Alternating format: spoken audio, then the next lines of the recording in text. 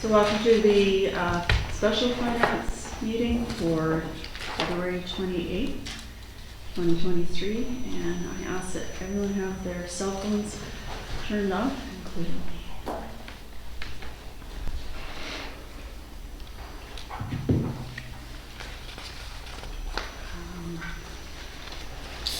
So could I have an approval for the agenda? Are there any additions? No? Yes? I have a few questions about the reserve funds. Okay, We'll get into that? Or? yes. Okay, perfect. Yeah, under the staff report. Sure. You can do that. Great. Yeah. Okay, approval? Oh, sorry. No, that's on. Can you hear me? Yes, okay. So a motion Yeah, I'm to approve. moving, Sorry. yes. And a seconder. Second is Councillor Gray. Thank you. Okay, is there anyone from public that would like to speak at public participation?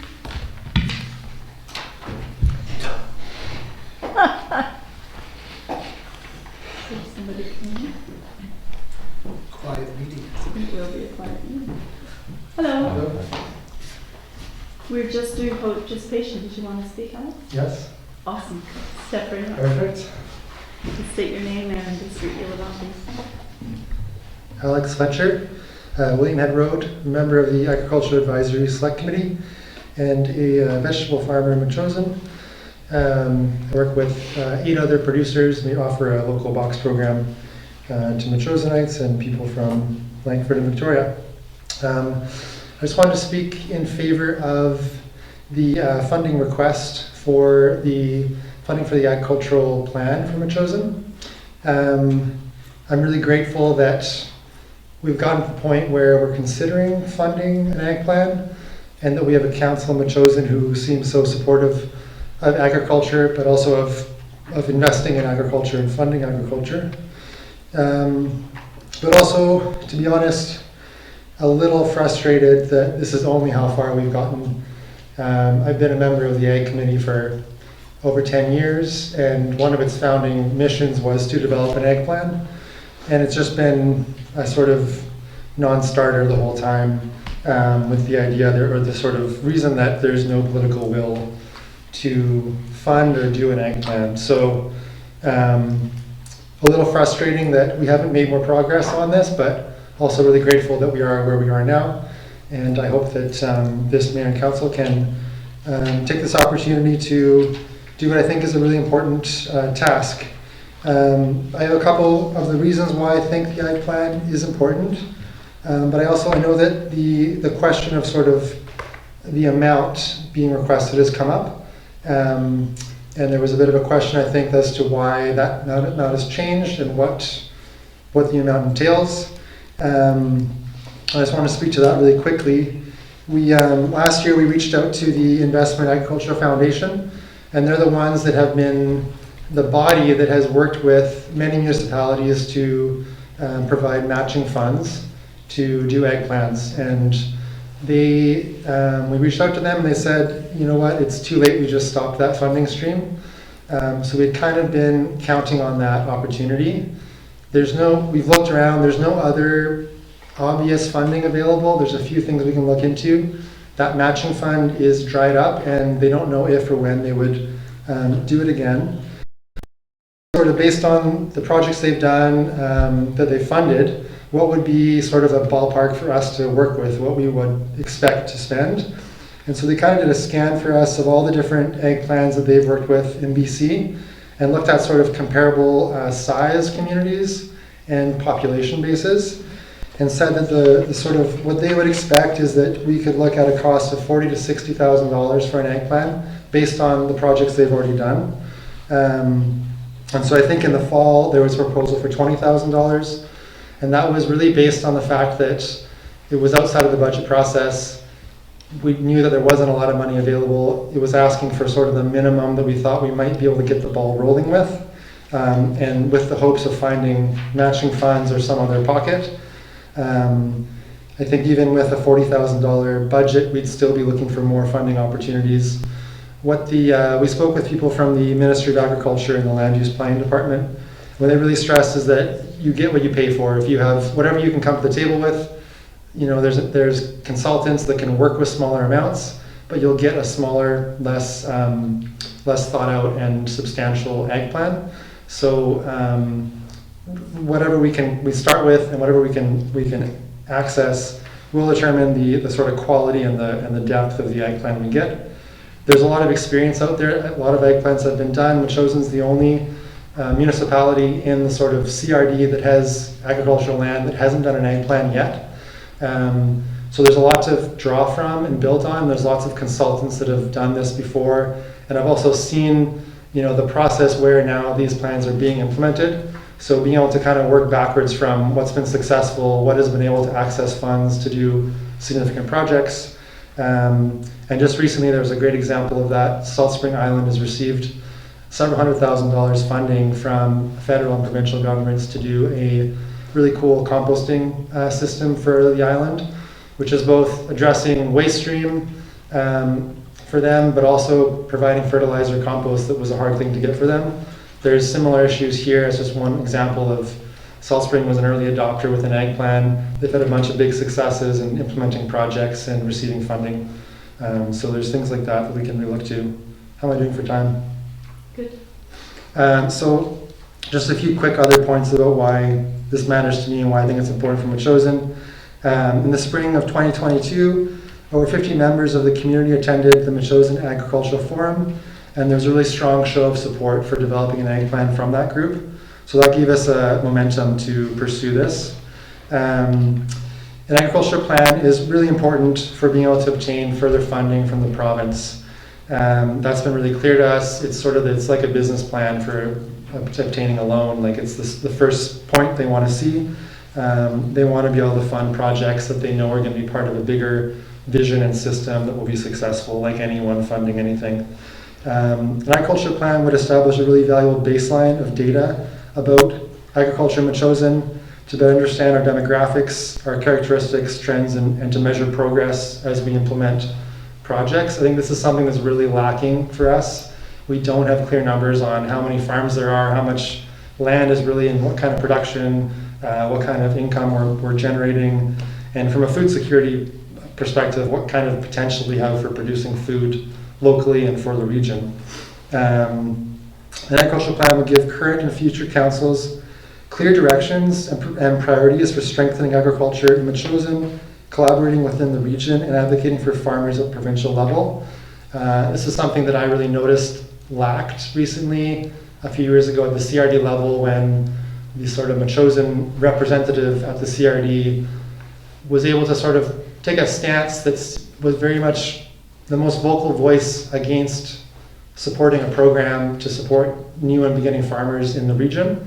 Metchosin was the most vocal opponent to that project.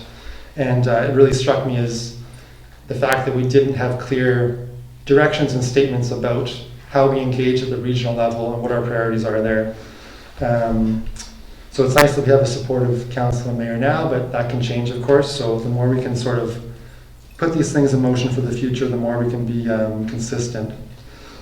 It would address, obviously, key challenges and barriers facing existing and new farmers. It would help build community engagement to support farming in Metchosin. And I think that the timing right now with COVID pandemic, supply chain issues, we're seeing forest fires and floods and the impact that's having on supply chains, empty grocery shelves. It's very much appropriate and obvious as to why local food production, local food security is important. And it's clear that just leaving it up to market demands is not enough. It's too late when the shelves are empty to start thinking about where the food's coming from and what we can do for farmers. If there's an agricultural committee meeting this Thursday, so if there's anything that I can help relay back to the committee, if there's more information we'd like to get to help sort of figure out if and how much money could go to this plan, I'd be happy to relay that, or you can contact us, Robin or I from the committee, or Shelley, who's the liaison, anytime. Thank you. Committee, do any of you have questions for Alex? Alex, any thought in terms of how long it will take or would take to do a plan? Like, once you get the get-go and the funding and find a consultant, Yeah. like, is it 3 months, 4 months? Does it?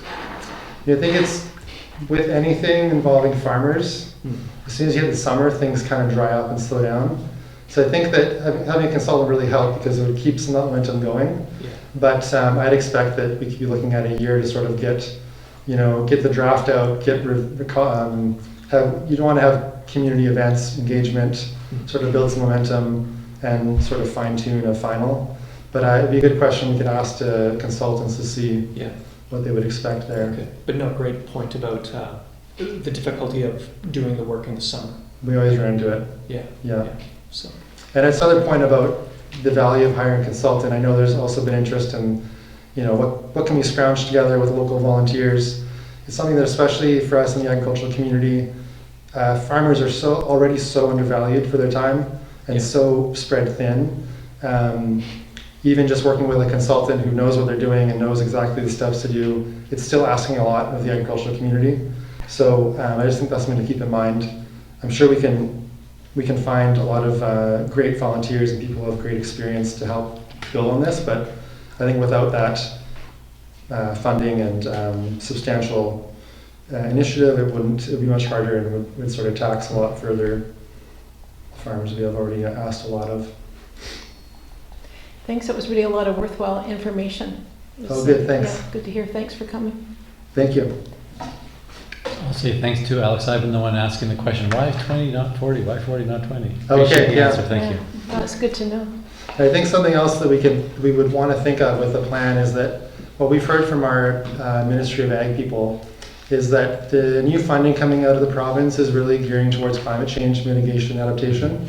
So the more that we can kind of dovetail an agriculture plan with climate change mitigation and adaptation, the more it'll be relevant, but also more likely that we can access funds and build something really meaningful with it. Thank you. Thank you. Is it okay if I sneak out pretty quick? Sure. I gotta go to work. Thanks a lot. Thanks a lot. Thanks. Okay, so the next one on the agenda is reports. And before we get into the reports, I just want to thank Tina for highlighting the columns on the spreadsheets for us.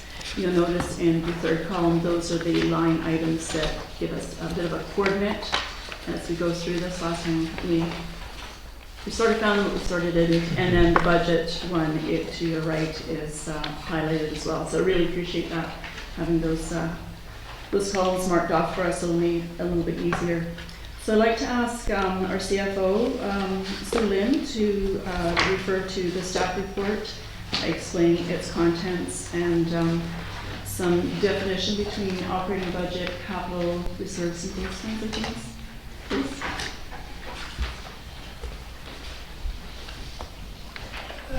So just a really quick summary on the report. It's nothing new information that I've added on since the previous meetings. But if we're looking for a definition for the operating funds that we're talking about currently, it's just anything that's due the day-to-day expenses that to keep the place running. So that's our definition for operating funds. And as far as capital goes, it's anything that's it's major investment or major spent, if you will, that is primarily usually geared towards asset. And then the reserve is just funds that have been set aside, either statutory, which is through bylaw, or non-statutory, which is not through bylaw, for specific spending. So it could be capital or operating, but it's just set aside for specific spending. Okay. As a note, as a reminder to the committee is, if you recall the schedule that was presented first part of January, looking to wrap up the operating discussion today. So that gives us the month of March to discuss capital and one-time requests. So if we keep the schedule, that will mean that we will have final draft, if you will, of the budget at the beginning of April. So that just gives the committee and council some leeway to make any last-minute changes before we finalize the bylaws that's required. So the drop deadline for the bylaw is May 15th, but my understanding historically, Chosen's always complete that bylaw around the end of April. So, okay. Okay, so we are halfway through the operating budget at the last meeting, and which brings us to page 21 as our starting point for this meeting. Not to say that we can't go back to those, but I would like to get through the rest of the operating budget, if that's okay with you.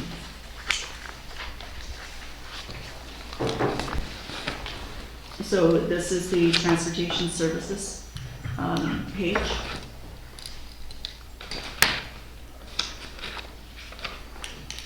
Would anybody like to start? Yes? Go ahead. So I am going to jump, I am going to jump quite far down the list, and maybe we can get there first. But I do notice, I think we all have like significant increases to road surface maintenance, ditching, culverts, shouldering, like significant increases, mowing. So it'd be interesting to delve into those and see what the why the increases are there. Okay, so before we get there, I got a few little ones up top that I just need some clarification on from Sylvan. So on line item 2300, under road administration, where it says consulting fees for 30,000. Who and what is this for? So that's for our contract engineer. So his time is split between roads, public works, or transportation, and engineering services. So that's for his fees. Is that something new? Because we used to have Mr. Martinego, I think, do this. Is that right? No. Okay. Oh, sorry. There's no spending.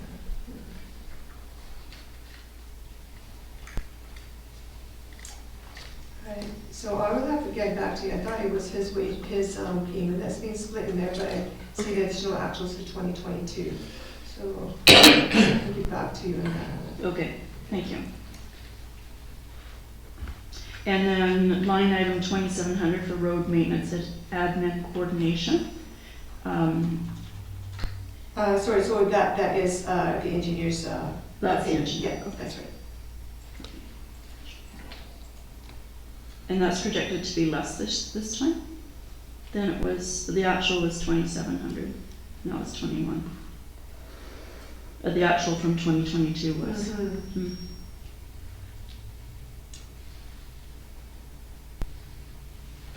That's a good sign.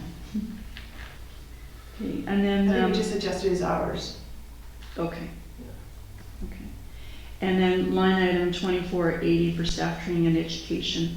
We haven't, according to the actuals or year to date, it's quite minimal compared to what we're forecasting. It was going from $70 to $3,000.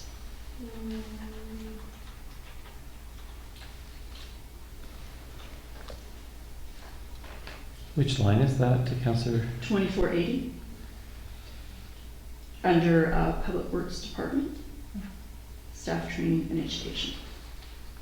So we just kept the budget at the same as the 2022. Okay. Is I'm not really keen on cutting the training. It's just because there's a lot of new ways of doing business or equipment that the staff will need to do. So that's just kept as traditionally the same budget. Although I do recognize that the actual is very low compared to the budget. So when we budget each year, does that get, if we don't use it, does it get accumulated and put into something like a reserve? Yes. So we tax the taxpayers for that, and then we just accumulate. Is there a limit? In terms of training? No, in terms of the reserves. No, there's no limit. So we could go like up to $1 million, just keep adding, just keep taxing people and adding to it. If that's never happened. Okay. Theoretically it could. Okay.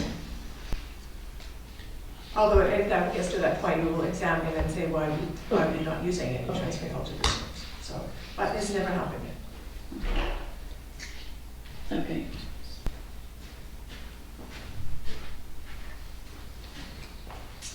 And my other question is down under other transportation on line item 2755, Wood Beach Stairs monitoring. Who and what is this? Now that they're built?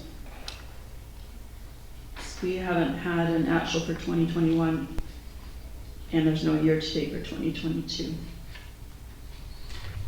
And then there's nothing after this year, so I'm not sure what the $2,500 is for. You could probably remove that. Just seemed like one item, one-time item, so. Okay. And a similar question to earlier, and I don't have a number here, but it is the only line item under minor transportation capital expenses of $50,000. And there wasn't anything for 2022 year to date, although it was budgeted.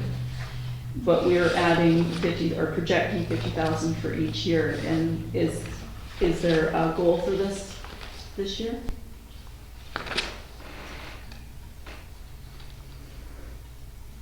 Sorry, I'm just trying to think off the top of my head here. I'm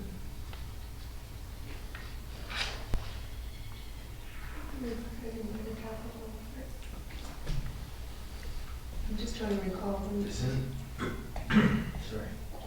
Isn't the minor capital there as an emergency? Yeah, it's just a budget item that, I just don't recall off the top of my head that anything specific project that was planned for that. In years past, I don't know if it's been specific. Yeah. It's no. been, we used it when the side of the Bilston Bridge gave away. That was where that that was what the minor capital was to take care of. Okay. And so again, if we don't use that, it goes into a reserve? Yes, it does. And then there's a limit to that one too, I suspect.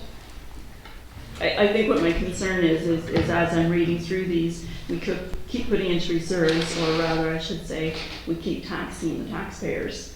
But what is the return that they're getting? If there's an emergency fund, I understand that, but I just want to have an understanding. When people are saying, why are we getting charged 11%? So just the risk is that if we remove that, then any unexpected expenditures in capital, we'll have to come back and have that discussion as to where we're going to fund that. That's definitely an option if you want to remove that. It's just like if anything happens, it's no different than any contingency for minor capital. If we remove that, if something happens, then we'll have to come back to council for an amended budget and discuss. And where so, we're going to fund that. but was that when we would actually go and kick it out of the reserve out of that? So if anything happens, for this year, it will be spent out of this line, this expense item. So if it doesn't, then obviously it'll be transferred into reserves, and then, so we'll look at, then it'll just increase the balance of the reserve, which you could spend in future without tax impact. So when we spend on reserves, there's no tax impact. Yeah. Councilor Gray?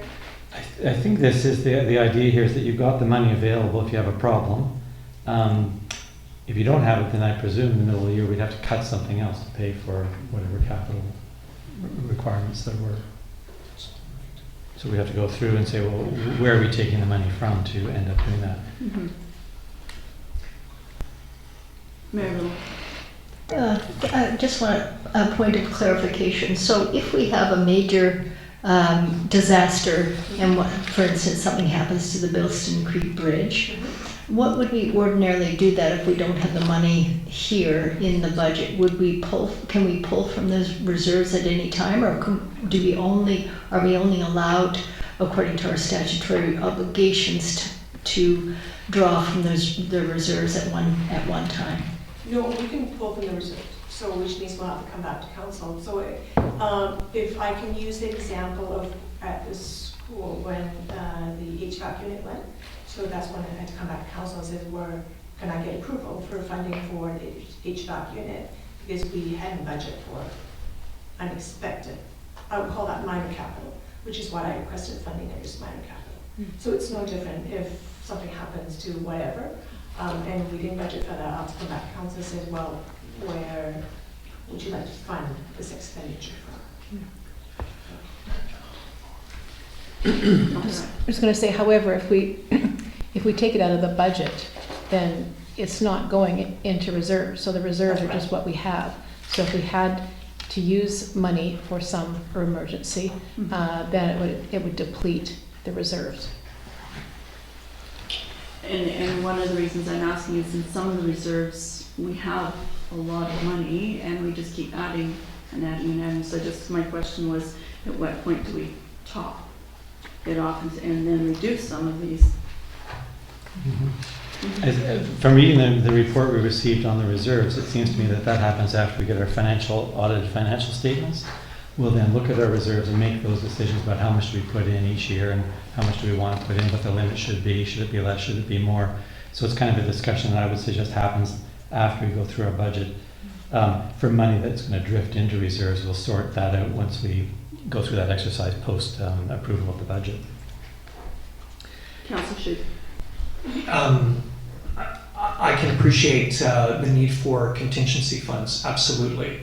What I think we have to do now is, unless we're very content with an 11% budget, we're going to have to be cutting something. So we should be looking at where we can remove, keeping in mind that the need for an appropriate contingency fund. And of course, that we might look at past years and what has been drawn upon where contingencies have been needed. I don't have enough background or depth to do that right at this point. So again, yes to contingency funds, but if we're going to look at cutting something, we might want to look at something that we may or may not use versus something that we do want to have as an initiative, say. So like the agriculture plan or crossing guard at Hansaugus or something like that. So thank you. I just want to add, just on the note of doing the reserve fund analysis, so that we do have a policy that will be done June, post audit. So once we actually have all the final numbers, report will come from council. That's a copy that Mr. Smith had shared with myself previously, is that it's just doing an analysis of the transfers and the balance of the reserves. And I can tell you right now, it's not sufficient. So of course there is that best practice of how many percentage should be in, and we're not there. But again, if that's a conscious decision that we're happy to not have quite sufficient funding in the reserve, that's totally up to the committee and council. But you can look forward to that report sometime in June after the audit's all wrapped up. Councillor Gray. Yeah, if through the chair, Sue Lynn, so then this money, if it's not spent, would it go to our surplus money and then be available for us for sort of running the operations in the event we haven't got our tax money in, that sort of thing, that money that we just need to run along, what's it called? Unappropriated operating funds? Yeah. So this will not go to fund operations because this is taxed as a capital. Oh, it's a capital, excuse me. The one-time Right, capital, excuse me. minor capital. So it'll just go into what we lose. Right. Councillor. Saying, well, if we, what about just splitting the difference and just reducing it? Well, that was my thought, but I also know how expensive it is to repair things I know. related to roads. So it's Just- not like it's a pothole. No, I know, just an option. We'll get to the pothole thing in a minute. Everything is so, as Gord keeps telling me, everything keeps getting more and more and more expensive. So even little repairs cost a lot of money. So if I can suggest that, why don't I remove that 50,000 now and take a look at closely at all the reserves that we have, because we haven't done reserves, which is going to be the next item of discussion for the next meeting involving capital. So if we take away the 50,000 and depending on what the balances are, I'll come back to you and say, okay, well, we're saving X amount of dollars with this reserve. If we don't do this 50,000 minor capital, assuming we don't need to spend it, right, assuming that's a big assumption, and then we can take a look and see if everybody's comfortable with the reserve balance, making decision, knowing decision that you are taking a risk that something may happen and you may or may not have enough funds. We can definitely do that option. Well, knowing what's in there would be helpful. Putting this at 0 would not be. Reducing it is an option for sure. But I think for me, I'd like to know how much money do we really have to work with. It seems we have a lot of different accounts. So I too believe that contingency is a good idea. Okay, up to this point, are there any other comments about this line? Okay, so go down to the roads and streets, because that's where there's lots of action. So I just kind of ask for clarification then. Do you wish to reduce that to 25,000 or leave it as is? Committee, what's your wish? Marilyn? My wish would be to strike it, because I understand that people want to cut it in half, but we've got to cut somewhere. And I think either we cut it now or highlight it that it could be cut at some point, because we can't spend 15 minutes on every line here. So we've got to move on. And we haven't used it in 2022. There was only less than 10% used in 2022. I would say if we have an emergency, we pull from the reserves, and we don't have a crystal ball, and let's just pray we don't have an emergency. Is that okay for you, Councillor Gray? Yeah, I guess my preference would be to come back to it when we look at what our asks are for this year. Get the information that our CFO is talking about. In the meantime, we can sort of mark it as one that we'll take a look at, but not remove it at this point, because we haven't yet come to our list of asks, and see what we got, because maybe some of those asks will disappear if we want to keep this going in terms of capital. If we're going to have a discussion about capital next, we may as well discuss it during the capital time. Well, that is an option, but we are going to have to start cutting somewhere, and the operating budget is not a bad place to start doing something like that. And we have a few weeks before we have to make the final vote on this too, more than a few weeks. Well, that's why I'm suggesting a little bit of that investigation would help me anyway, making the decision if it's to remove it entirely or not. Yes, Councillor Shukin? I'm with Councillor Rapp. I think a good compromise might be to cut it in half, but also flag it as well for possible removal totally. So, Okay. but again, I just even what Mayor Little was saying, I think we got to start cutting somewhere. So, yeah. I agree. So can we do that then, Susan, please? So we'll cut it right now. Please. Okay, roads and streets. Did you want to take the lead on this, Mr. Shukin?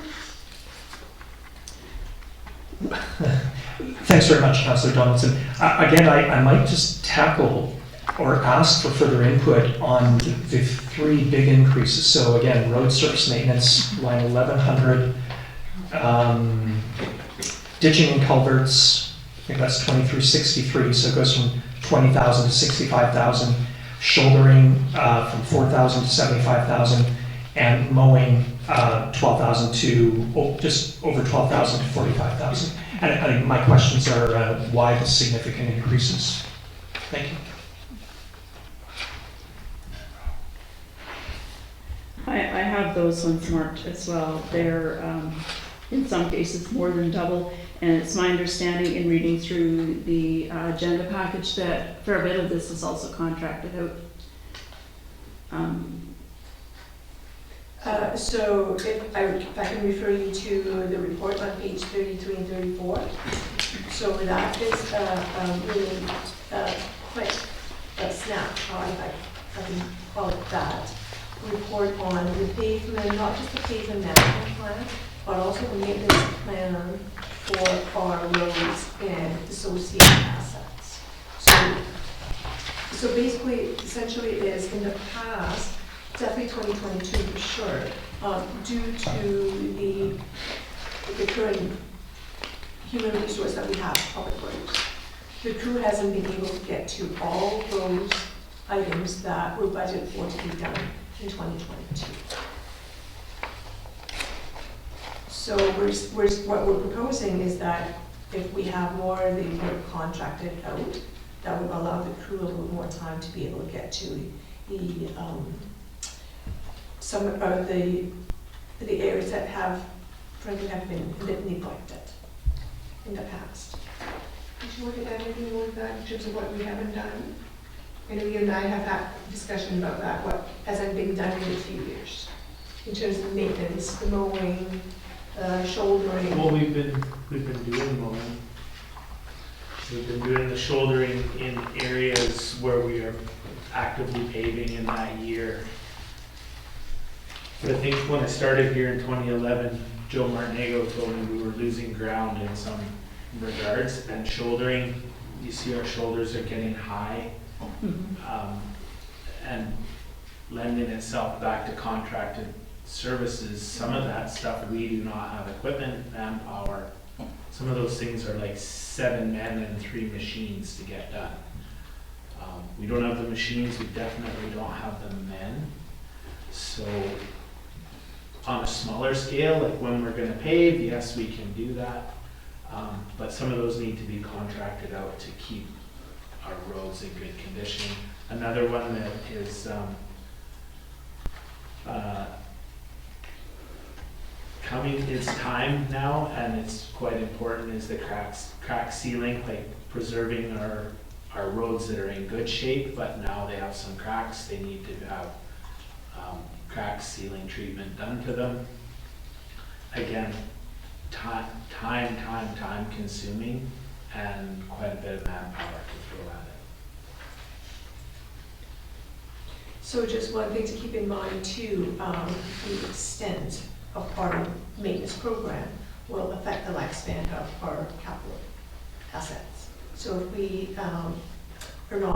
don't keep up with the shouldering, that is going to shorten the life of our roads, same with patching and crack sealing and things like that. So that's just something, it's a balance, but if we let one of our maintenance fall behind, for sure it'll affect the useful life of the capital asset. And that happens, what it means to us is that, if I can use a specific example, the roads, we use the assumption that it's good for 25 years. So it could be used due to usage or maintenance program, that let's say the road is only good for 20 years. So the difference in the undepreciated value we'll have to write off. So it's an expense to us at the almost end of the road that we actually have to write off the undepreciated values. Keep that in mind.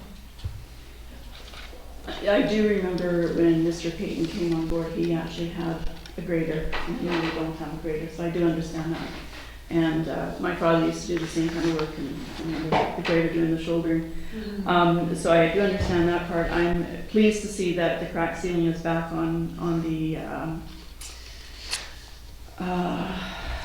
agenda, but back online. We did have a crack sealer. Do we still own the crack sealer? My understanding, and Gordon, please jump in, is that the crack sealer is not a very efficient piece of the machine. That the crew, it takes a long time to heat up. Please jump in. It takes a long time to heat up. And it's not essentially, in short, it's not an efficient piece of machine that we actually are looking to dispose of. We haven't yet, but it's a machine that hasn't been used in several years now. The one that we have is it's inadequate to do the amount that we have. Okay, so will we be purchasing one that is more adequate, or are we going to contract all of this sort of thing? The current plan is to contract. Is that right? Yeah. Yeah, the crack sealing, that's what we talked about, that contract.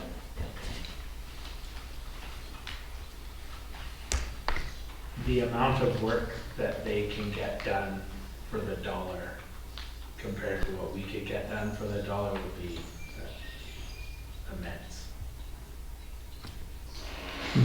Yeah, I don't just, I don't dispute that, and I know, and I do understand that crack sealing gives you, well, it's a bit contradictory here, because on one page, years, and on another page it says 10 to 13, and I do know it does, it's anywhere from the 10 to 15 for sure, which helps us in not having to pave so much.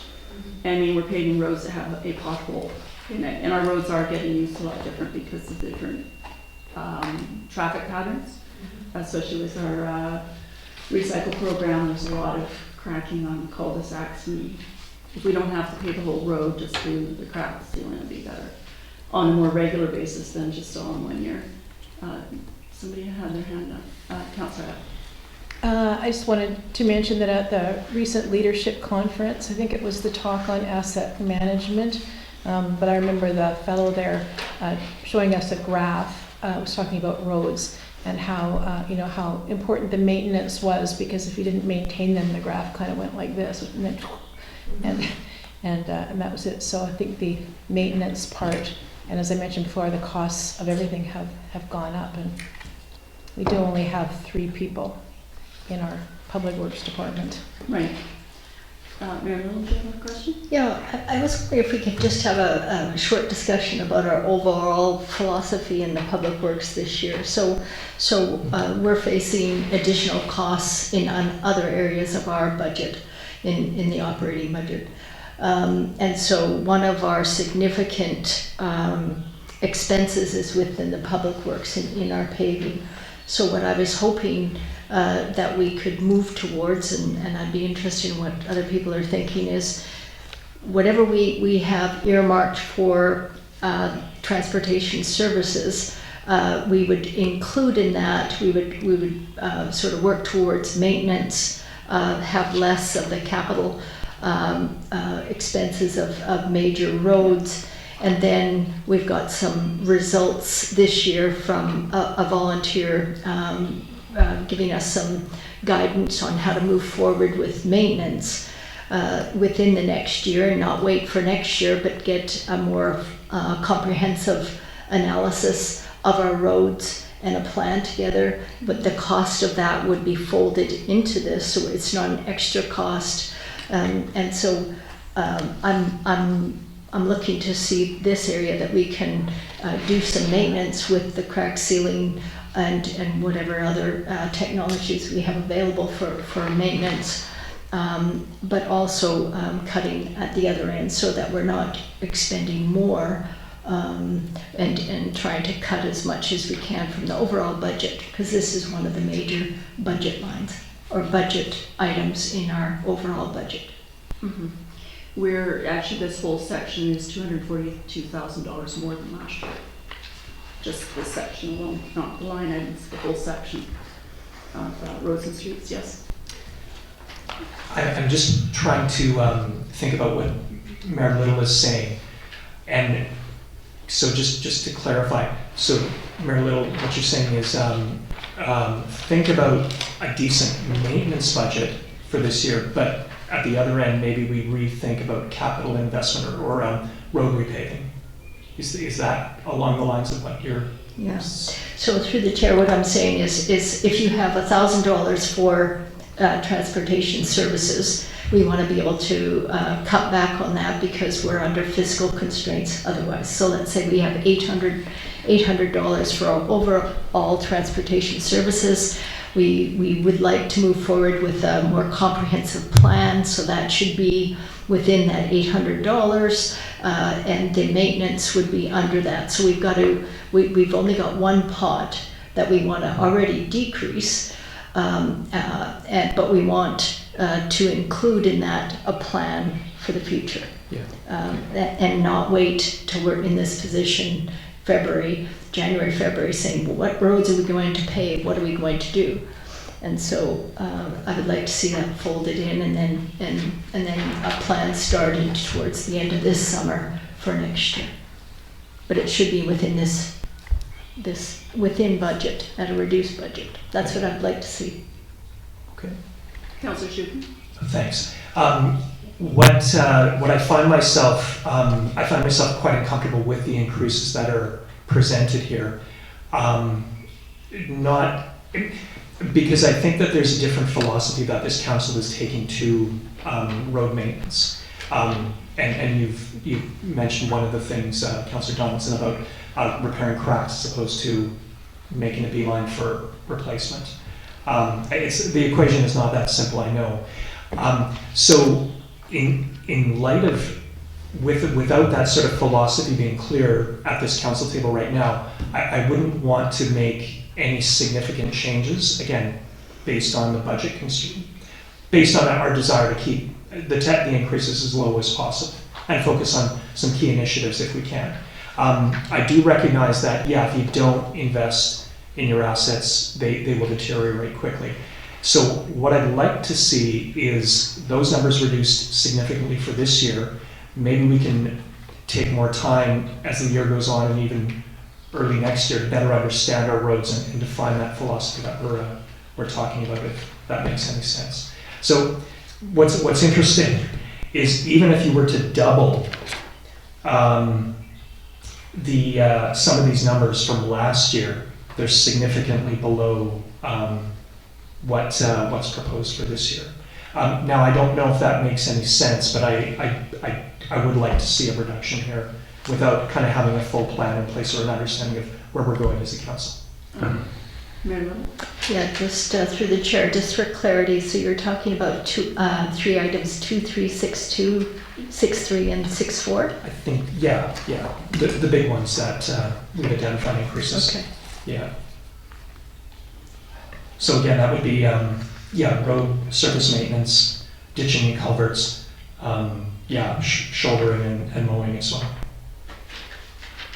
So again, I noticed, shouldering has jumped from 4,000 to 75,000. Okay. So may I suggest, knowing that how valuable these are preventions, right? These are really important. Yeah. I agree with you, we should significantly reduce them, but I would like to see a schedule that we need not do all of the roads, but prioritize over the next few years, similarly to what we had done in the past with paving, of prioritizing which ones get done this year and then the following, so that those numbers can be reduced as you're suggesting. Okay. Councillor? I just wondered if Public Works, if Gord could, if you have an idea like what you could live with, like if we were going to reduce this, like what do you feel is, like, and that kind of goes on with your plan, but what do you feel is the absolute must-dos for this year, and where you think, I mean, you're the one who knows this stuff, so where do you think we might reduce some of it?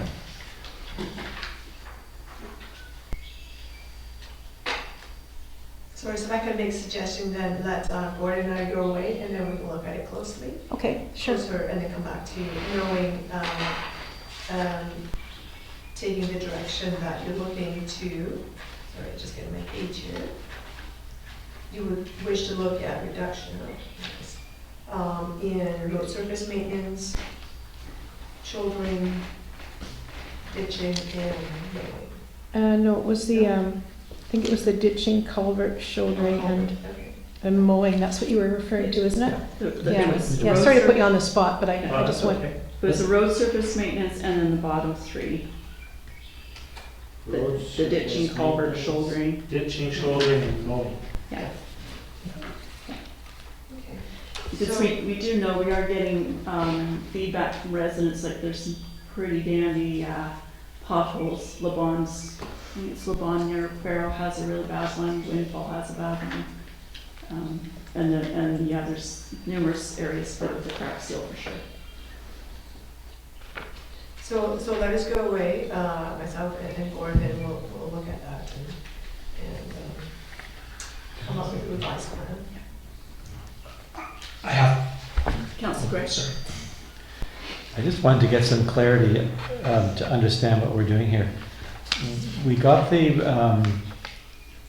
assistance of a Metchosin resident volunteer to do this work here for us called, operating budget suggestions, I guess. Mm-hmm. Are they were they put into the budget here now? Are they the numbers that we're seeing before us in these papers?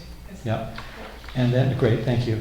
So that reflects what we've been advised this would be the best thing to do, and now we're saying maybe we won't do the best thing, we'll do something less than that. What I'm suggesting is we reduce it and put it on a schedule so it spreads out the amount of money we are paying. I'm not saying it's a bad idea, but all at once, it's not fiscally responsible, I don't think, for us to do it all at once. And on the back page of the report that staff gave us, it's capital stuff to do with paving and patching. But patching is the broader spaces of paving, not the whole road. But that one we can talk at the next meeting because it's the capital budget. Yeah. So we take the material that we've got and say we want to pay less than what's recommended by the person who's just done the review. Is that my understanding? Just so I get it clear? I think that is, okay. Yeah, that's what we're suggesting. Yeah. And then the other question, and this review was done, I suppose, to help us keep on top of it and lessen our capital cost. Was that the idea?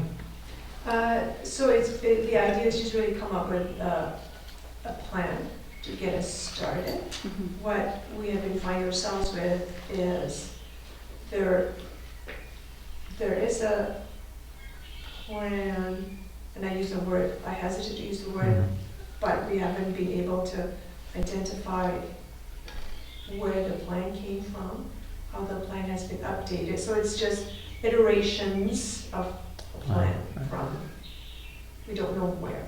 And is that like the paving plan you're referring to?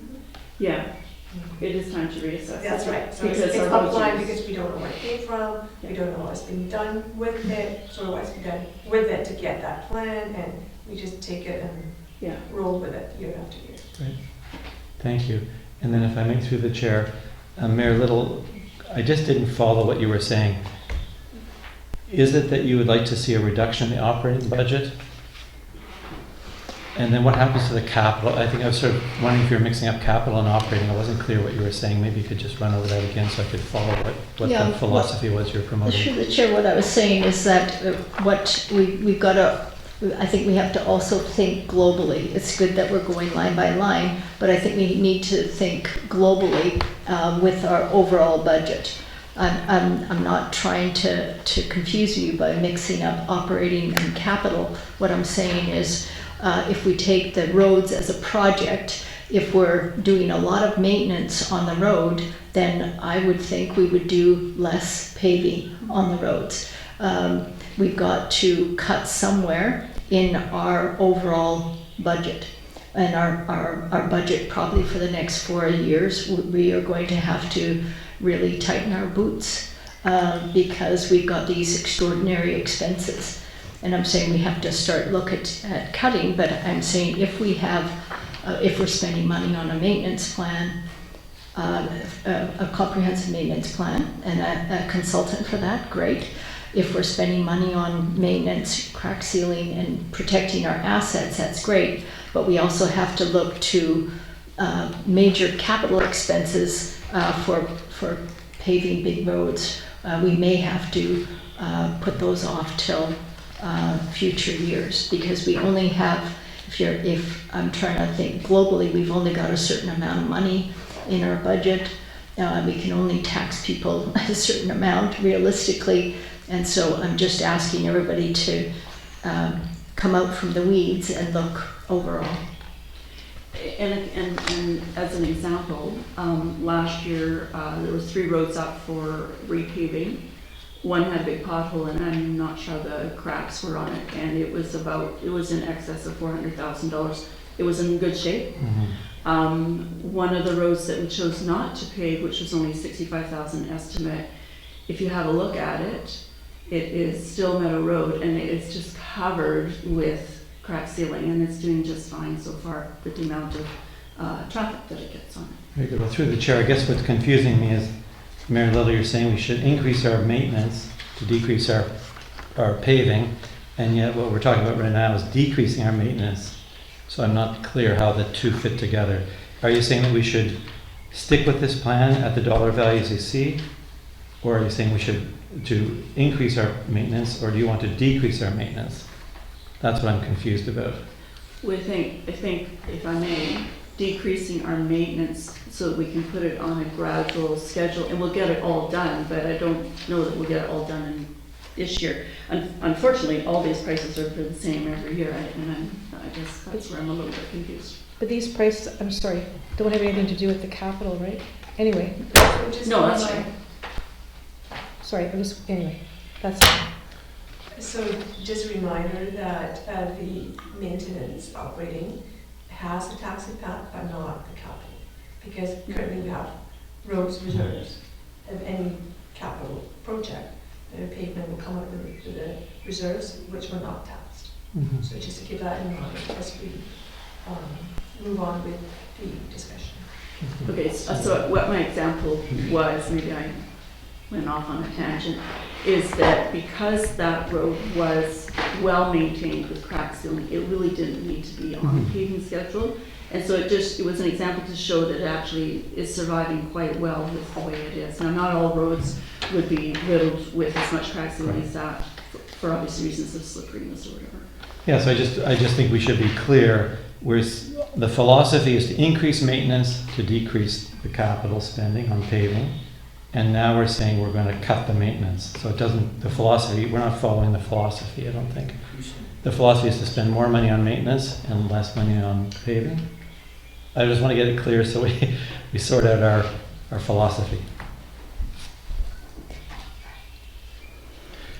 I was understanding we were going to do less paving, more maintenance. And so now we get a bill for maintenance that's quite a bit.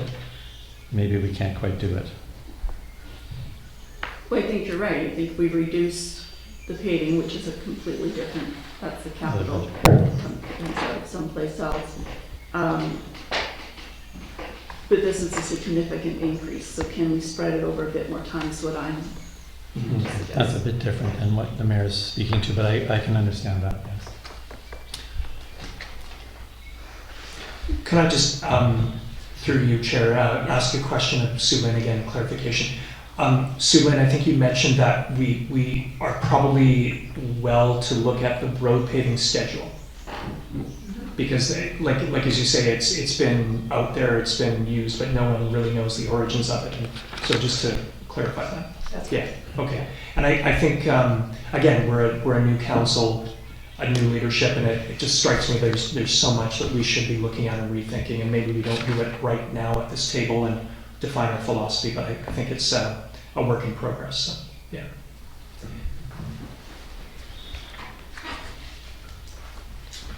Okay, are we okay to turn the page? And Yes? We're not finished with transportation yet. okay, and I just want to clarify, I think the action is that Sue Lynn and staff are going to go away and rethink and what can we live with and what can be productive in this year, keeping in mind some of our budget constraints. Yes. So just on one point on that before we move on, is keep in mind also the contractors are very, very busy. So it would really benefit us to have a decision soon so that we can actually start the process and have the approval in principle. So we can engage the consultant, the contractors, and let them know that to put us on the schedule so that we don't find ourselves, going to them in May. So sorry, we're booked. And of course, that there's construction season. Yes. So. Well, I think it's safe to say that we probably will hire them. It's just how much work they'll get. That's the other thing we don't know today. Maybe in 2 weeks we'll know. Okay, so if we could turn the page, please. And it's the same section of the transportation, the roads and the streets.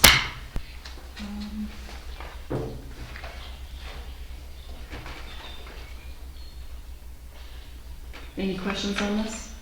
There's some increases here, but I suspect it's the economy that's driving these two. Yeah. Yes. The big increase that I'm seeing is signs, and I'm just wondering if there's anything specific driving that. Yes. So a lot of our signs do not fit the standards. So in terms of reflectiveness, so that's a risk to us if anything happens. And I always like to go back to the worst case scenario if there's an incident, accident happens, and the claimant comes and asks us for in terms of reflectiveness of sign. So it could be easily argued that, oh, because the sign wasn't up to standard, that was part of the reason that led to the accident. Okay. Sure, I think it's the size as well. As much as reflectiveness, it's also the size as well. Size, Stop sign. reflectiveness. Yeah, um, those are the big Thanks. ones. And also just maintenance of them. I would say just on an average in the last 14 months, that's gone up about 30%. Anything to do with the sign. Okay. Minimum of 30%. Thanks. Yeah, so I think in recent years, we've embellished the signs on the esterns quite a bit. Um, The esterns of Happy Valley and maybe even over on the Chosen, because there's quite a few accidents. There's 18 signs at the one part of the S-turns on Happy Valley that need replacing.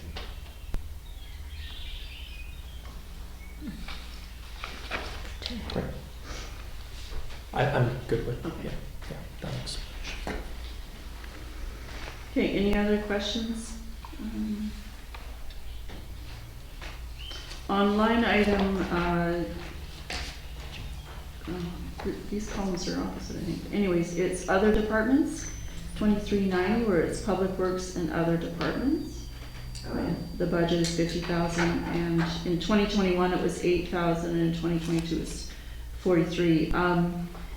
But it's 50,000 going ahead. Is the other department? What are the other departments? All the things are not listed here, all the things that the crew get called to do, Mhm. that are not in the sections that are specified. Mhm. For example, right? So the other work that you get called to do, which is not, Like if we go and work at the school, we do grounds work. how about user groups? You work for user groups. User groups. They can be charged any of these. Anything that we don't have a line item for. So regarding the school, wouldn't we just be charging it under the school budget? School site? Yes. But obviously on Fridays when you're doing the community roundup of garbage, which you really need to let the people in this community know, this costs a lot of money. Because I don't think it's just outsiders coming and dumping it on our grounds, I think it's our own people too. But that does cost money, like the hot tub we saw on the side of the road last year. And not only just picking it up, you gotta get a machine down there to put it on the truck, and it's not just a one-person job, so, we're talking a lot of money. And then disposing of it, I can't imagine how much it costs to dispose of a unit like that. And at the end of our street, it's always couches that somebody drops off. At least they say free. They do, yeah, there was a big ugly awning there last year, I don't even know where that came from, but anyways, not from us. Any other questions?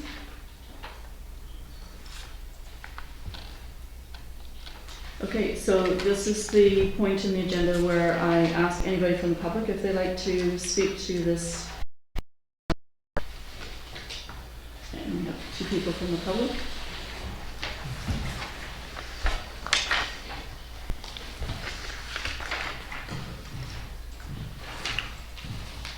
Gary Smurfit, 3950 Gilbert Drive. When we were talking about the minor capital item in transportation,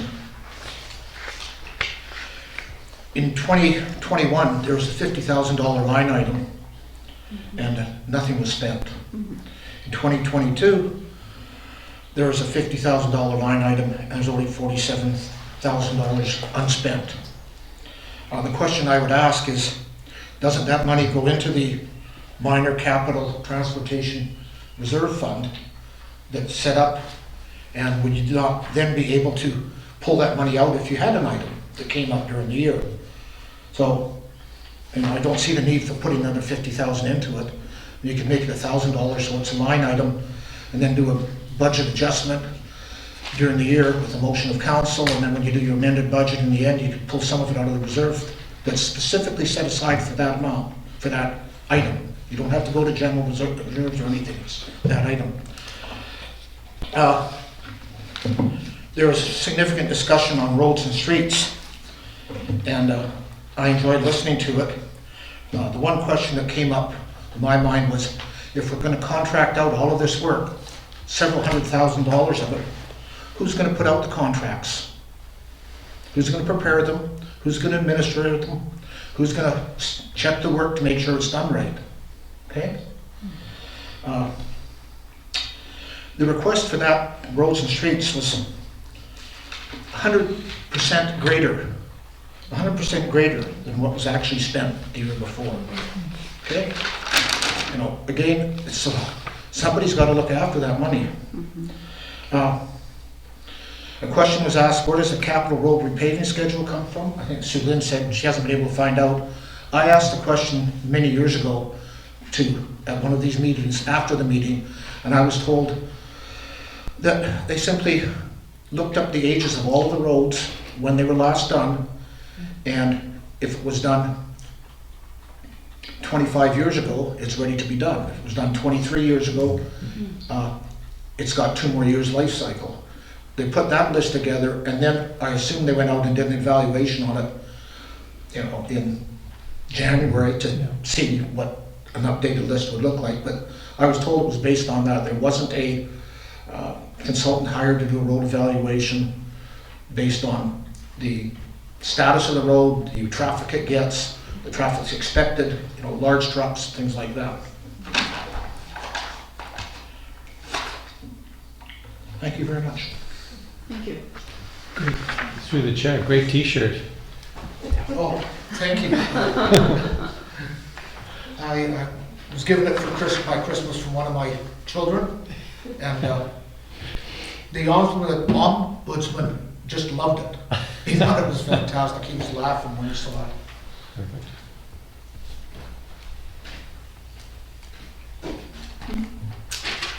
Sherry Rourke, Rocky Point Road.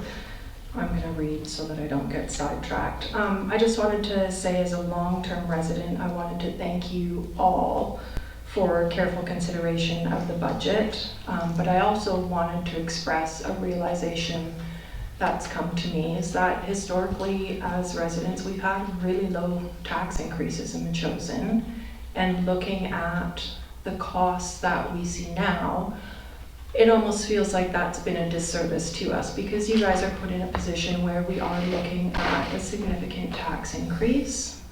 When I compare our taxes to other local governments, we pay very little taxes.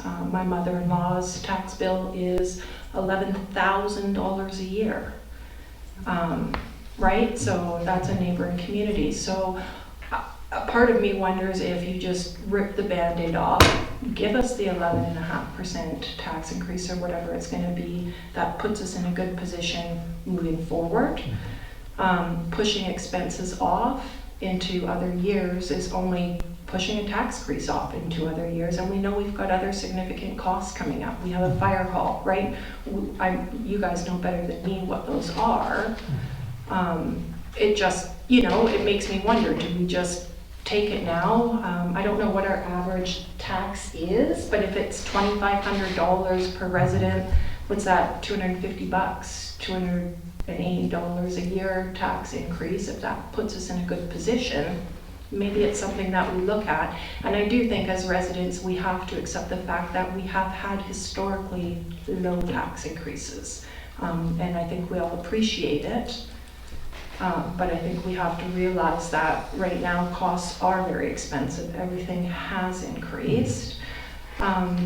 It almost makes me wonder, in listening to you guys go over the public works costs, is do you consider increasing your workforce there? Do you hire another guy and look at equipment versus relying on contracted services? As somebody who offers those services, rates have gone up drastically. So you know, I don't know what the math is. I think the CFO and the Public Works Department would know that better, but maybe we're better off as Machosen with one more Public Works guy on the ground, or two, I don't know, and our own equipment doing that work. Maybe that's the more prudent financial decision than paying contracted services over the next handful of years. I'm not sure, but again, like, I appreciate it. I think you guys are in a tough position.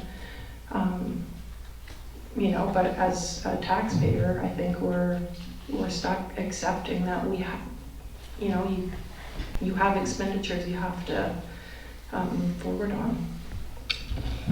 Thank you. Thank you. Good points.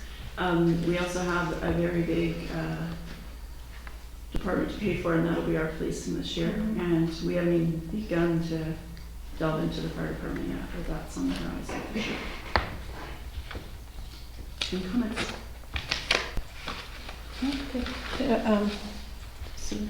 I just wanted to echo what Sherry said. It's a common practice for municipalities to, one of my favorite phrases, to kick the can down the road. At some point the road's going to end.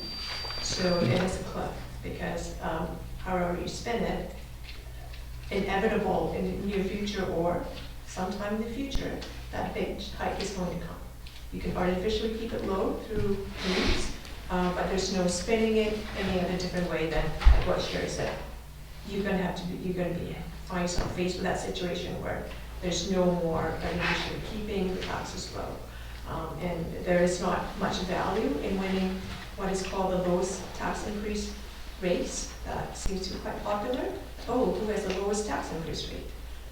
You know, that's, it's okay if you have sufficient reserves, sufficient other sources of revenue to be able to achieve that. But if we artificially do that, it's just not sustainable. Can I add to what I was just saying? Just because you sort of triggered that with me.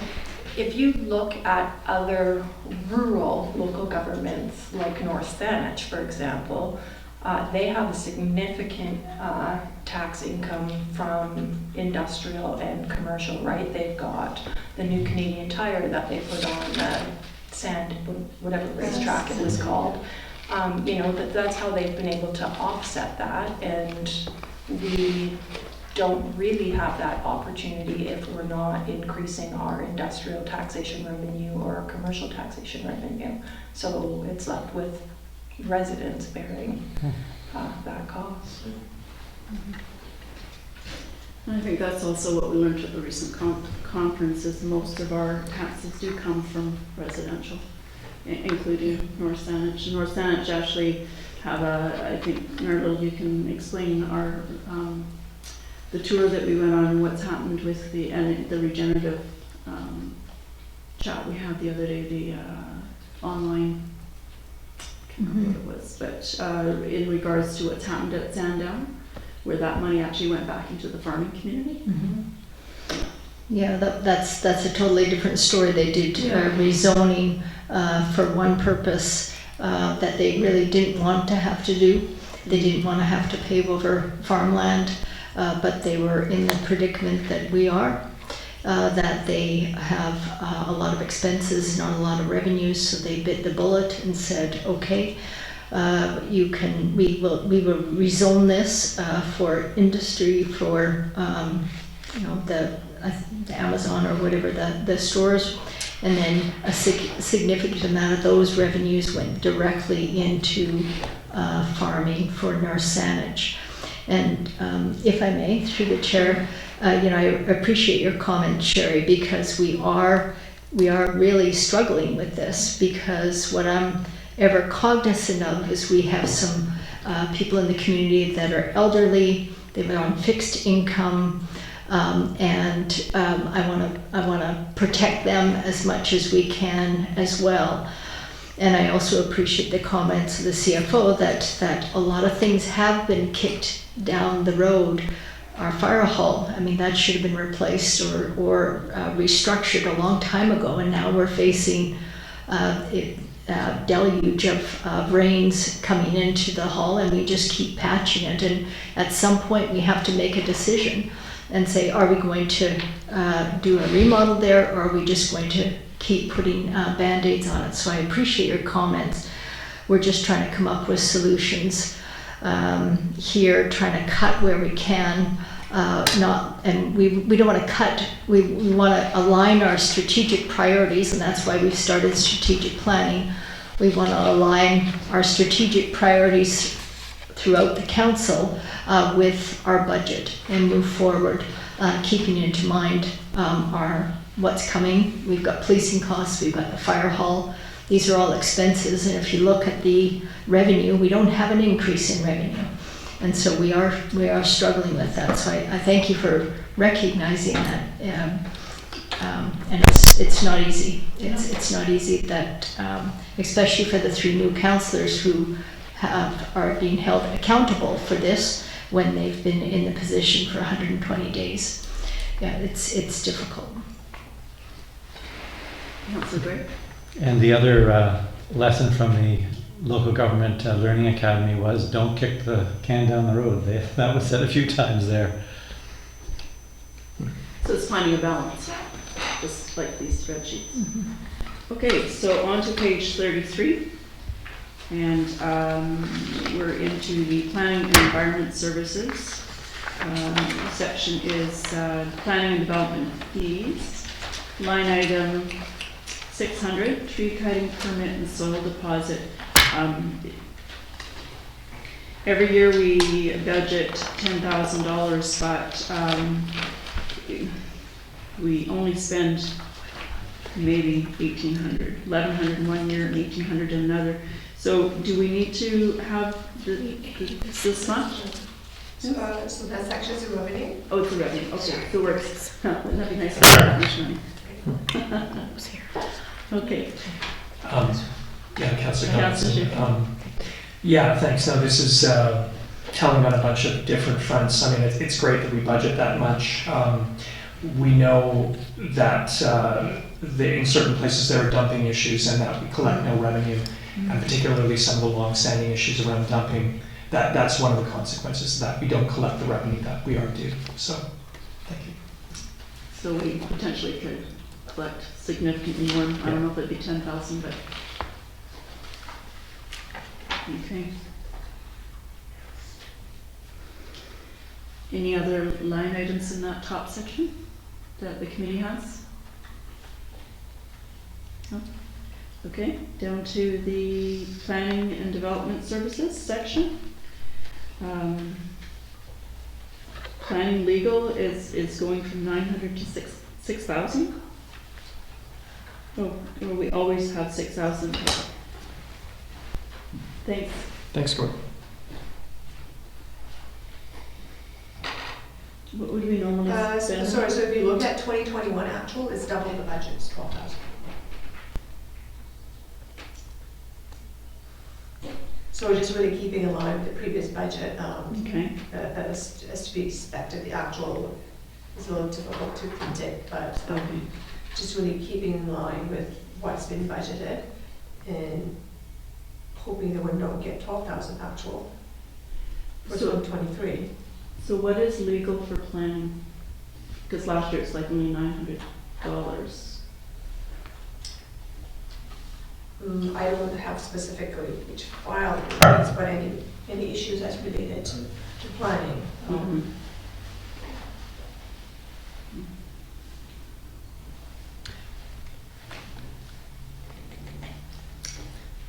Sorry, Councillor Donaldson. I mean, it sounds like it's a possible source of funds if we were to review bylaws and whatnot Okay. on a sort of a Hmm. on enforcement basis. So good to know it's there. I don't have any other questions for this page. Does the committee? No? Okay, so we turn the page then, please, to recreation and cultural services.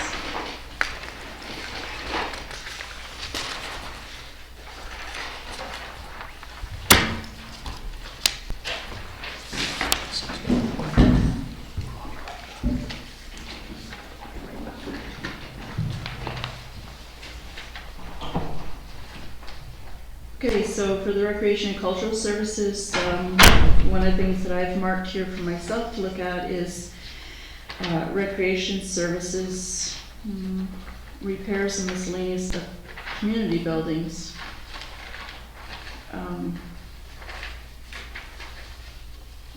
Oh, Jason. He'll be right back. Which line item are you looking at? Sorry? 2710? The second one? We're consistently budgeting 4,000,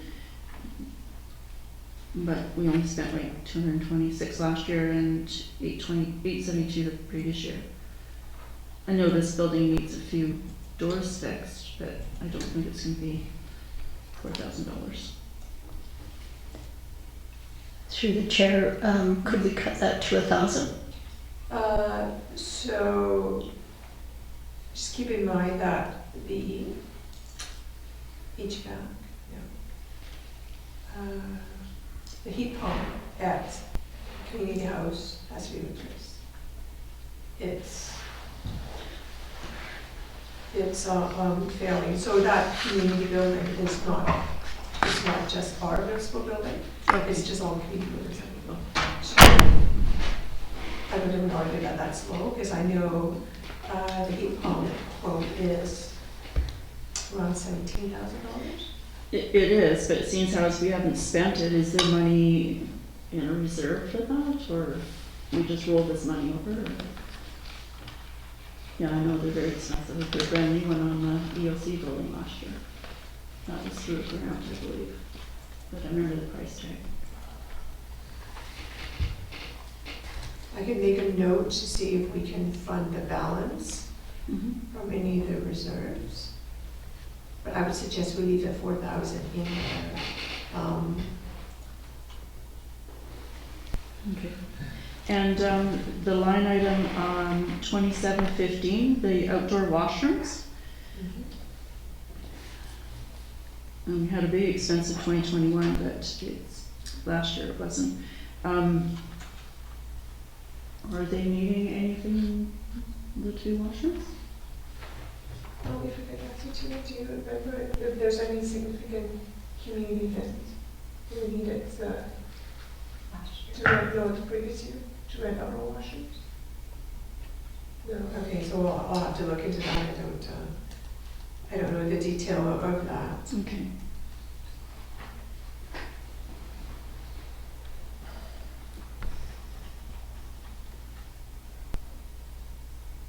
And the line item 5330 where it says parks other, mostly I just want to understand what that line means, what that definition is.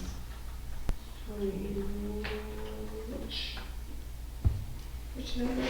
It's 5330, same section at the bottom. It's budgeted 4,000. Oh, just expenses, other expenses related to parks. So just miscellaneous. Oh. Yeah. Yes, Mr. Councilor Shukin. Sure, and again, we, with that particular one, we have a line item that historically has just not been used. And without, a specific initiative that might be tied to something like that, I would suggest we cut that in half. I mean, again, I recognize there's maybe a contingency need, but again, the pattern, the historic pattern is that it's very underused.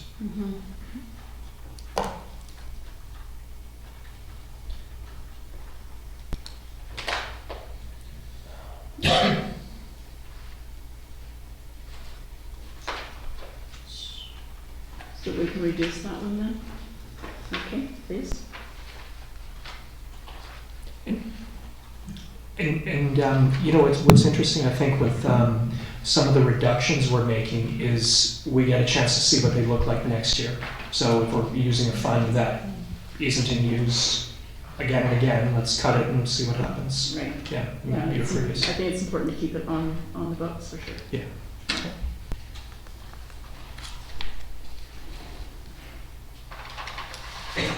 Okay, I don't have any other comments on this page. Does anyone else? Yes? The acronym down below here on library, does anyone know what RTER means? That's a reserve for the library, and I'm trying to think what the acronym stands for now. That Was it escapes my mind. Library, it rhymes with return, maybe it's returning books. Foregone fines of book returns. Lost time revenue. It's a reserve, right? Yeah, it is a reserve for the library. Yeah. Okay, thank you. And I would support keeping that because the library costs are quite high. They went up, yeah. Yeah, and they base it on our assessment, which also went up significantly this year. Okay, so over to the school site page 25.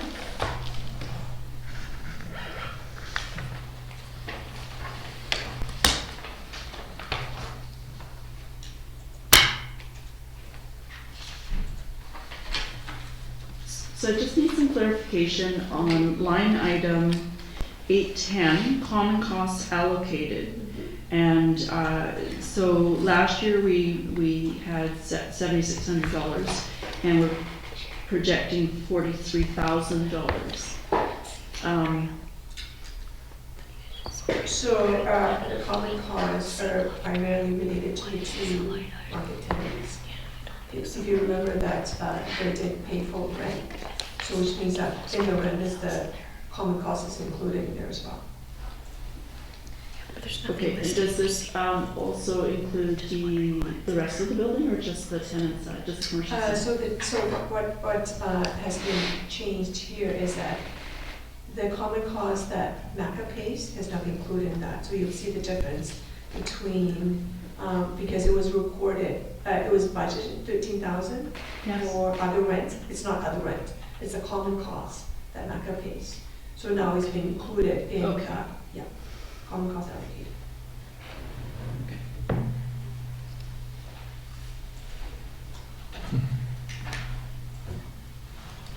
Okay, any questions on that piece? The top part? Sorry, I Yeah. do. Now, is that $43,000, is that like actual revenue that comes to the district, or is that just, Yeah, okay, it's actually revenue. that's why it's in the revenue portion of the thing, I think. Okay, thank you.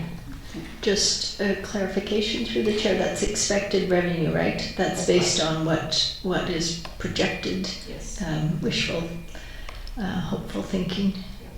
43,000. Okay, and then if we go down to expenditures, so line item 2270 for insurance, and I know insurances everywhere have gone up this year.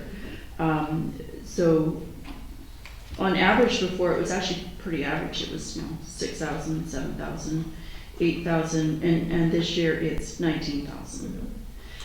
Are we insuring? So we in the increase this to past, school? we had difficulty in finding an insurer that would insure the school.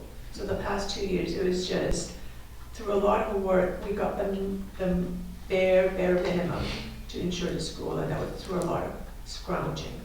So this premium assessment is actually insuring the school at the correct, all the correct, appropriate coverages that it should have. Okay. And because of, I'm just trying to think, it wasn't the age, but what I can say is that this is the correct appropriate coverage that it should have had all those years. So, Okay. so we're lucky that. That nothing happened. Yeah, well, with more using it and more again in the future, Can have an insured. it's covering. Yes, Councillor There's what I question, and I have for the last term too, is why we are still repaying the school. I know that was an agreement way back when it was bought, a little bit unrealistic at the time, actually, as it turns out. But the school is a huge asset. Like it's appreciating in value every year. I mean, I think it's double or more than double the value than when we bought it. It's about to start, earning some money, and it also has, as Chris Corp pointed out in his talk, it has a significant value. If you want to put a dollar value on it, it was still significant as far as its cultural value to the community. And so, to me, it just seems, it just doesn't seem to make sense to be spending, $40,000. If we took that out of, that's quite a big chunk we could take out of this year's budget if we just kind of decided that we were either going to defer repayment or reduce repayment or something. It just is money that maybe is not it has been repaid as far as the money that was taken out of the, I think, police reserve fund originally, maybe. I think that was where it came from, somewhere. And, So we did, we borrowed from the police reserve fund with the idea we were to pay it back within 5 years with 1% interest, which I don't know if that part got put in, but, and then I don't have the information in front of me, but we did end up repaying the policing back out of other departments. So it is costing us a lot of money. It's, as this question was brought up at the last year's budget meeting, or during the talks, Mr. Sam Weller did explain to us that it's going to cost us $42,500 for the next 25 years because it's not sustaining itself. It's easy to see what the revenue is definitely much lower than what the expenses are. So until such time that it starts paying for itself, it's not even breaking even at this point with 2 tenants. So it's 42,005 is to, maybe the wording should be changed. It's not so much that it's a repayment in the sense that the reserve was used to purchase the school. So it's just replenishing the reserve. Because if the school hadn't been purchased, then whatever over $1 million would still remain in the capital reserve. So this replenishing, so this is replenishing the reserve. So again, you know, it's just best practice because how else are we going to replenish our reserves? And we do need to get that building bringing in more income. Yes, Mary Lou. Yeah, I appreciate your point because I understand that the school is ours and it is an asset for the community. I think we also have to look to the Local Government Act, which says you're not allowed to use reserves for purchases like the school. So we're sort of righting a wrong. We weren't supposed to. I thought, according to the Local Government Act, we weren't supposed to use reserve funds for that kind of a purpose. No, it's capital reserve. You can use capital reserves to purchase capital asset. But again, this is just a best practice that has been agreed with. Since the purchase of the school is that we're going to replenish the reserves because it was used to purchase the school. Had the school not been purchased, that particular reserve would have an additional, over $1 million sitting in that reserve. So, can we reduce that amount? Can we reduce that amount? Not a good idea. I think once we start making some money, that might be a time to start doing it consistently. But right now we're not making money. Yes. Through you, Councillor Donaldson, to Sue May. So the money, that 42,000 goes to general capital reserve. Capital reserve. Capital reserve. Capital reserve. Okay. And and I do note that we're anticipating it'll be at $120,000 in this year, down from 351. So yeah, I can see the rationale for popping it up.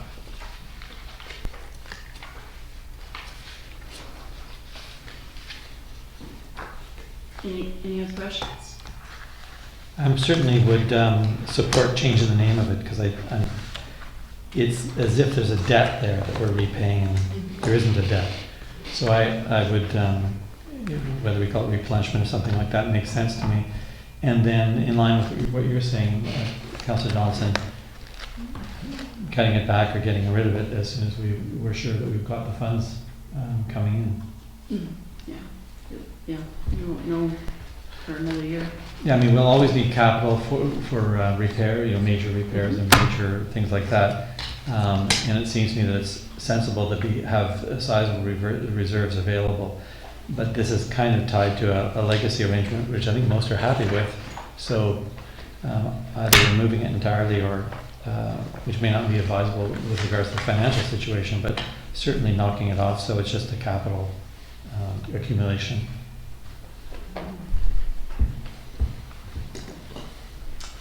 Yes, Marilyn.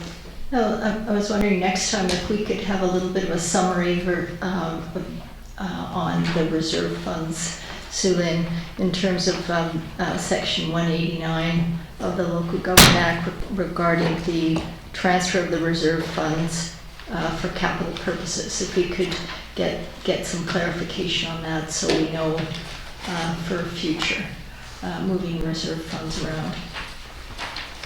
So if I can just give you a quick rundown is, council may borrow, I use the word borrow, from other operating reserves, capital reserves.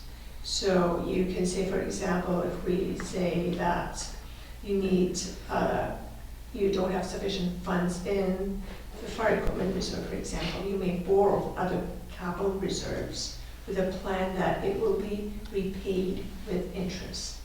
So what you cannot do is borrow between operating and capital. So that's the key of borrowing. Okay.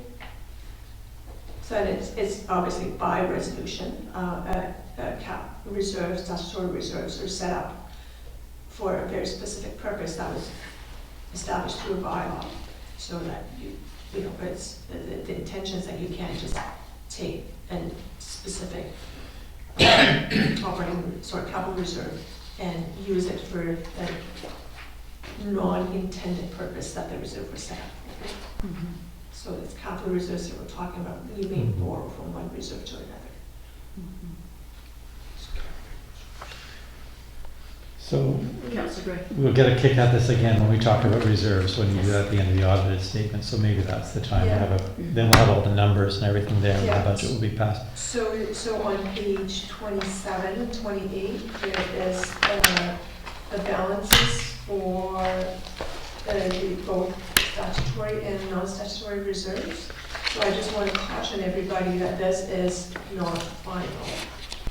This is just the projection because we're still working on the papers for the audit. Okay, so it's very close ballpark, but just keep in mind that it's not going to be down to the penny when you see the audit financial statements and you say, well, how come this is different from this paper? So, Right.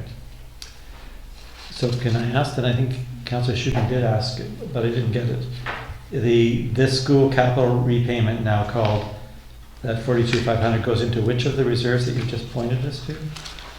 Or is it I believe it's general General. capital. yeah. general capital? Yeah. Thank you. So while we've got this page open, on page 28, the gas tax reserve, what is that pay for? And back in the day, gas tax, which was things like roadside trails, but I think either the name changed or the purpose changed, or No, the gas tax, Okay. the purpose of that reserve hasn't changed. So that's a payment that we get from the province, and the intended purpose of that funding is for very general transportation related expenses. So for example, not that this is going to happen, if we were to build a roundabout in Macho's, I have used that because I've done it, so I know it's permissible, is to use the gas tax funding because the rationale is that you are reducing traffic congestion and idling. So it's transportation related, so it's not specific that you can only use for A, B, C, D, and E, but you know, as long as you can rationalize to do with transportation, reducing idling and things like that, they use it for permitted. okay. But roadside trails can't count as into. Well, yeah, that's what I was just going to ask. It's just Yeah. because we've tried just about every year to see if we could get roadside trails included or taken out of that gas tax, but always get shot down. So Well, and that is how the Rocky Point roadside trail and the Kangaroo roadside trail were because funded. and that's it would just be great if we could use that for Yeah. roadside So, trails. so the trails were, They two were. trails Were they? Yes, back at, that's why I thought maybe it changed. Yeah, Councillor Mitchell is one of the ones that. was It's involved. interesting because I definitely asked Sam specifically, about. That's why I was wondering if it had changed, and I remember Yeah, something brought I up wonder. last year. Well, But, Did it happen because it was done at the same time, maybe? no, As the road was they done? were a bit apart. There was also an extension. The roadside trail Kangaroo Road wasn't all done at once. Right. Because I know when my husband came on to do the coordinator's role, he finished it off, because there was some widening of the road and Yeah. property lines were moved and such. But we to certainly connect to Eels haven't Road. used it, didn't use it in the last term, Mhm. because he said no. Well, it sure sounds like it's transportation. It sure related. does. Mhm. It would definitely be something to investigate. Yeah. Okay, is there, are there some other pages before we close up on the operating budget? Wow, every day. Just about. I have one. Yeah, on page 13, I'd like to revisit, in the general government, the line item 2702, resource for staff. That was the 90,000, which was a one-timer from last year. And so we're proposing to go forward with that every year. That's nearly a full, well, it is a little bit beyond maybe in some skill sets, but that's one employee. So do we want to reduce this? This is quite a significant amount of money. That was to bring up to a more appropriate wage factor for some of our employees, because they were quite low at one point. Councillor, Well, I don't agree with reducing it because we are one union staff member short. And I believe that that money should be used to hire that the missing staff person to get us back up to the same level we were at previously before the right, summer. so that's a one-timer, right? But this is on here for like the next 5 years. So we wouldn't need like a 5 more employees. It's sort of how I'm looking at that. Although it could work to increase our public works crew down the road. So it would be a one-time. No, it's ongoing. The employee will be Mhm. continuous. So I think there was some confusion before about this, where the 90, it's a rhyming number unfortunately, but the $90,000 one-time was spent. That's now in the budget. Yeah, that's here on And this then this is the budget. new $90,000, which I recall was a place marker for a position, which was either going to be the assistant in the corporate office, or we were talking about, we had the list there, or new CAO. It's just a place marker, so we didn't lose the spot, but we're going to do something about staffing. So I would argue leaving it there as our place marker. It's either going to be a much bigger number or it's going to be a slightly less. Or not at all. Yeah. I could see that as well, leaving it as a place marker. I am a little troubled, though I don't see where it is currently that it's well defined in terms of what the use is. So, but I mean, there's a potential for it to be used, absolutely. So. It's in the sheets that we got a while back where we were talking about, not sure if you've got the materials. Mhm. We'll be talking about those in about 3 weeks. Yeah, on January 18, the draft budget there laid out a series of one-time operating requests, one-time capital request, And one-time the- request, and Yeah, staffing One time's options. generally come out of surplus though, not operating. Yeah, so it was on the third page, staffing ongoing options, and the options were a legislative services assistant, a chief operating officer, and a planning contract. So we're returning to that, I think. And so the 90,000, as I recall, in a subsequent meeting, was put just a place mark because we may come back to that question. Yeah, thank you for the reminder. Yeah. Any other pages that anyone wants to visit? We're not voting on any of it tonight, but it's discussion for sure. So if I can offer a suggestion that the one place that we can consider cutting is the FOI contract. I say that with a bit of trepidation. So that's something that you may consider cutting, but of course realizing that there's no telling one way or another whether that's going to be the right expense to cut or not. Whereabouts is it then? On page 13. Is it, yeah, 13. Which number is it? It's just about the resources for staff. 2701. Oh, yeah, okay. The 30, yeah. So this amount was based on last year's actuals. Again, reminder that last year's actuals wasn't a full year of expenses, because for the first quarter, staff was doing FOI requests. So based on 2022, that's how the 30,000 was arrived. So going forward, we can say that we may choose to cut it by, I'm going to say maybe 10,000. But knowing that, again, there's no certainty that if we cut it, that is going to be sufficient. So. Good. It'd be great to pull out that crystal ball about now. So again, making the decision on a well-informed risk, so we know that there are things that we can do to mitigate that, but of course, you know, you can't mitigate all of it. So. And there were some pretty big FOIs last year too, right? The one on the Buckland was huge, so it was very, very time consuming. Yeah, and I know for a fact that 2 of the prime FOI, applicants are now onto other things, so. Like council. Cut that. Let's knock it back a little bit. The possibility is obviously always going to be there, but at the same time, I think we are committing to maybe we haven't as a council, but individually, we've talked about being as transparent as possible and explaining things, working with our advisory committees in a certain way in terms of responding to their circumstances and what we accept and don't accept.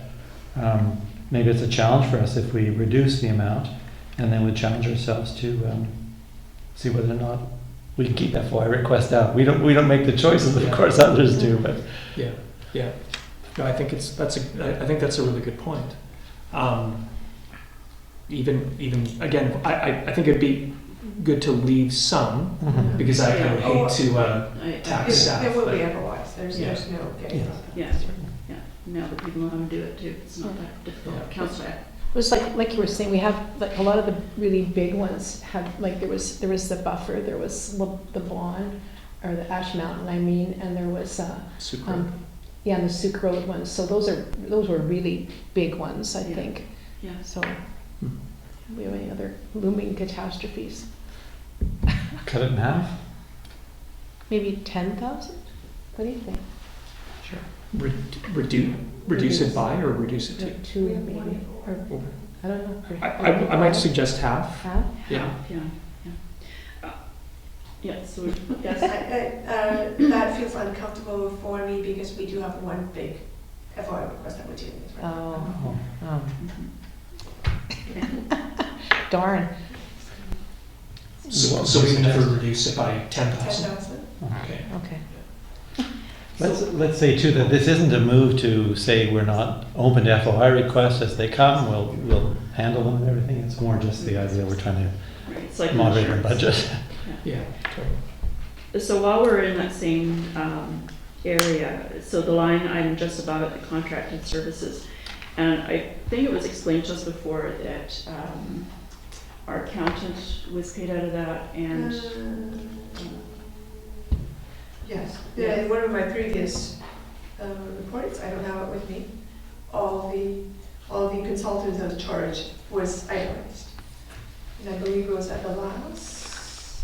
yeah, I wrote it down as being Joe, Sam, and maybe the GVLRA, but I'm not sure. So GVLRA, Sam, CEO vacation coverage, and a little amount for other, like $2,000. Did you say Joe? I'm sorry. No, Joe's not. No, right, okay, he's in another one. Okay.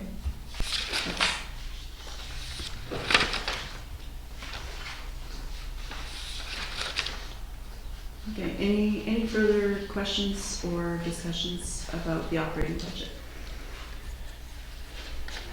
Councillor Gray. Could I just ask a follow-up? We were talking about the gas tax, and it comes up a lot. People say, oh, what about the gas tax? Let's use the gas tax. So is there somewhere, I hate to sort of push this one, but if we got just a little statement, this is what it covers, because I think there's interest in recreation services and a whole variety of, but the gas tax ought to pay for it.